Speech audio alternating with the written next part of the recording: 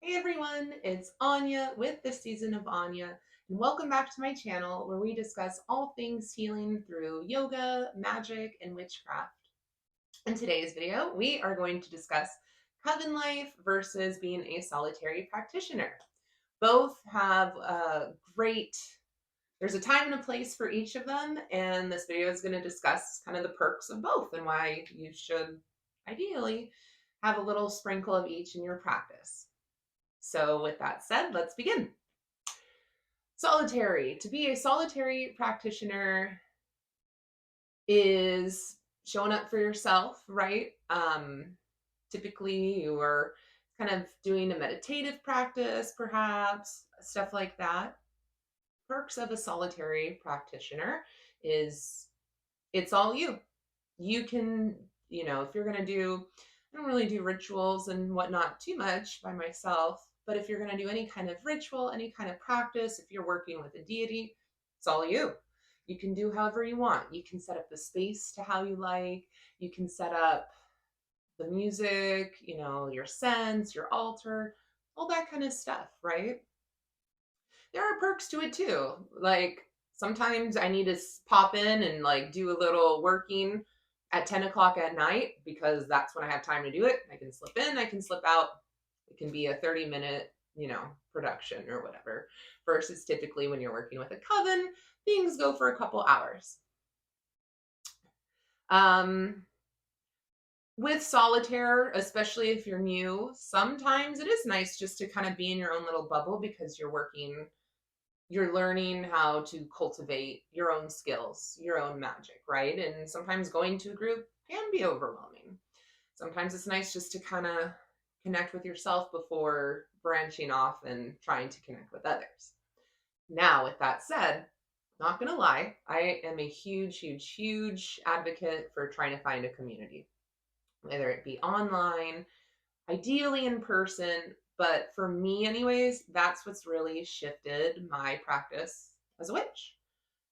With that, first of all, just having a community of like-minded individuals is always a good thing. Aside from that, learning to work with group energy. There's so many perks to covens when you're working with a group, right? Group dynamics, group flow, group magic. Nothing more powerful than 13 witches or however many standing around a bonfire, and you are raising the energy, you are lifting the vibrations, you are lifting each other up, standing under that moon, dancing, right? Ugh, nothing better.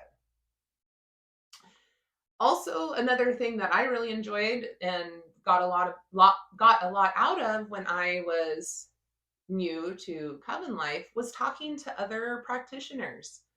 Things made sense finally. There was something I don't want to say disingenuous, but something didn't quite fit. It didn't quite flow when I was solitary, because typically witchcraft is an oral based tradition, meaning it's passed down orally, right? Through storytelling, through hey, this is how I'm doing it. And being around other practitioners and hearing them talk about their personal practice gave it a really grounded approach for me, where I was like, yeah, okay, this is a real person doing it, not just some person in a book. These are real people doing it, and this is how they do it. It just kind of, things made more sense. And plus too, like whether you're a newbie or just working on something or have an interest in something, it's so cool to find another witch that knows exactly what you're talking about and can mentor you in certain subjects, right? Constantly learning new things, going, especially if you're just going into a coven and just leaning in, see what their flavor is, right? Some witches practice, well, all witches have different backgrounds, different practices, and a lot of times when we are part of a coven in a group, we're able to integrate and kind of, as we call it, blend that funky gumbo of just spirit, because we all got spirit in the head. That's why we're there. Also too, if you are you know, typically with a coven, not always, it tends to be more ritualistic, right? Because it's like, okay, you got a group meditation, you got a group working, you got a group this, you got a group that. So it is more, can be a little bit more of a production, which is fun, right? It's more inclusive and it's more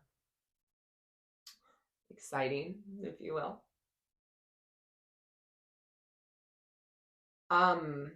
One thing too that we don't necessarily think about with coven life is accountability. Whether you're signing up for committees that you signed up 4 months ago and you're like, oh crap, I have to plan a sabbat now, I have to plan summer solstice, whatever it is. Something about that accountability can be so transformative because you got to get yourself in check if you're trying to host and help out with a coven, right? You even if it's maybe it's just something about a topic you don't understand, you made that commitment to learn it, now you got to show up and do it. That's been really helpful for me personally, because that's kind of what it's about. It's about doing, it's about being exposed to it, and it's about showing up.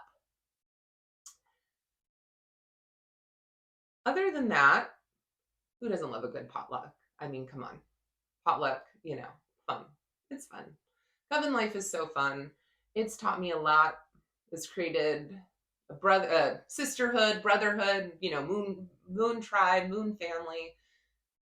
It's been very healing, and I've had some really unique experiences when working with a group, especially once you get kind of the regulars. Once you get your established group of people, you start recognizing faces, you get more comfortable working with that group. And that's really where the magic happens, and some unique experiences can come to play. That's all I'm going to say about that. So if you don't know where to find a community, highly recommend you check out meetup.com. That's where I found my coven when I first started practicing with other witches about 5 years ago. You could try Facebook groups too, but there's also online covens as well. So options are definitely not limited. You just got to go look and put yourself out there. And don't be afraid. It might take you a couple times to feel comfortable. I know it took me more than a couple times to feel comfortable. Keep going. Keep showing up. If you're called to it, then you'll have your place there. You'll have your spot there. Other than that, have you guys been, as anyone, what do you prefer? Do you prefer solitary? Do you prefer coven? Do you prefer both? Personally, I prefer both. Something about going home and showing up for yourself, even when no one else is holding you accountable, there's something to be said about that too. Plus, then it becomes your own personal practice. So let me know your thoughts on this video, everyone. Thank you so much for watching. Thank you for subscribing. I have so much more information to come. We are just getting started, baby. So make sure you hit that subscribe button below. And until next time, so much love and gratitude to you all on this journey.